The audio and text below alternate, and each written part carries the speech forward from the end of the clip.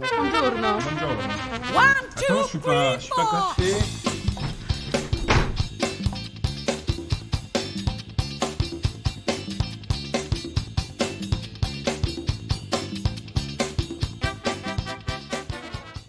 C'est que Mémère, elle est là. Mais Mémère, il n'est pas 11h. Bonjour à tous, salve a tutti, welcome everybody. Alors aujourd'hui on va vous parler du semi-direct sous couvert. Bon, si vous n'avez rien compris à l'énoncé, c'est pas grave, on va tout vous expliquer dans la vidéo. Alors semi-direct sous couvert, ça veut dire qu'en fait on va planter des graines dans le sol sans jamais le retourner, le concasser, les friter, les mietter, enfin toute autre joyeuseté. Et donc on plante ça directement dans le sol. Alors si j'employais tous ces mots-là, c'était pour bien vous montrer que en fait, le travail du sol est très traumatisant et qu'il bouleverse en fait toute la vie qui est à l'intérieur. Alors il faut s'imaginer que quand tu es un ver de terre, quand on vient te péter ton habitat, ça te plaît pas beaucoup. En effet, là tu pars te balader dans tes belles galeries, là tu es content, tu es bien dans ton élément, et tout d'un coup, crac, un espèce de bulldozer là, qui vient péter toutes tes galeries, qui vient te foutre un souk pas possible. Bon bah qu'est-ce que tu fais? T'as plus que tes yeux pour pleurer. Sauf que comme tu es un ver de terre, t'as pas d'yeux et encore moins de bras, hein. Donc tu es obligé de refaire à chaque fois, tu refais ta galerie, gna gna, et rebelote, on vient te repéter tout à nouveau. Alors t'as beau être comme Gainsbourg, hein, t'aimes bien faire des petits trous. Je fais des trous, des petits trous, encore des petits trous, des petits trous, des petits trous, toujours des petits trous, des petits trous, des petits trous, des petits trous, des petits trous. Mais bon, au bout d'un moment, t'en as marre, donc tu te casses. Premier problème, cette fois, tu es une bactérie. Donc tu es là, tranquille, il y a un putain de train qui passe. Alors donc cette fois, tu es une bactérie. Hein, tu es dans le premier horizon du sol, il fait chaud, tu es tranquille, tu es aux Bahamas sur ta chaise longue là. Puis tout d'un coup, tu as une espèce de lame qui vient te retourner la terre et tu te retrouves à la cave. Donc tu étais au balcon, tu te retrouves à la cave. Tu étais en slip, maintenant tu as besoin d'une moumoute. Donc tu es une bactérie, qu'est-ce que tu fais, hein? Bah je te le dis en mille, bah tu meurs, voilà c'est tout. Et donc pareil pour celle qui aimait bien être à la cave et qui se retrouve au balcon en train de griller. Deuxième problème, allez une petite dernière pour la route. Imaginez, vous êtes un sol bien fourni, luzerne, pâturin, trèfle, tout ça, ça vit en bonne harmonie. Il y a plein de bestioles partout, tout le monde est content, il pleut, les bestioles prennent un bain, elles boivent un bon coup, les plantes s'hydratent, l'eau est captée, redistribuée, tout va bien. Alors maintenant, t'imagines, tu es un sol bien labouré, hein, bien émietté, bien concassé, tout ce qu'il faut, une vraie soupe, un désert total, pas un brin d'herbe, pas un animal et tout.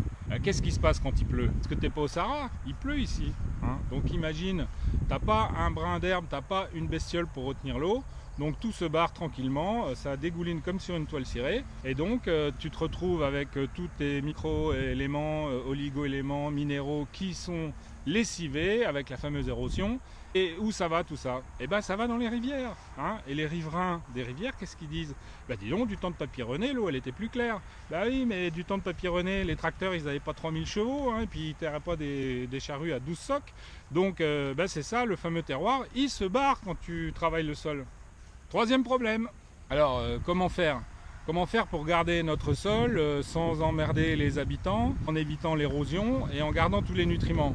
Eh bien on arrive à notre fameux semi-direct sous couvert. Le semoir en semi-direct sous couvert, photo, permet d'ouvrir le sol, de déposer les graines dans la petite tranchée qui vient d'être faite et une roue derrière qui repousse le tout.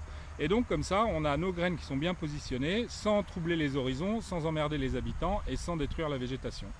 Et donc comme ton terroir il reste, t'as des jolies fleurs, t'as plein d'animaux, ça se barre pas dans les rivières pour emmerder les poissons qui s'en passeraient bien évidemment. Tu travailles moins, tu dépenses moins de gasoil, tu passes moins de temps le cul sur le tracteur, donc tout va bien, c'est super. Mais tu me diras, mais alors pourquoi tout le monde ne fait pas ça? Eh bien je vais vous expliquer pourquoi.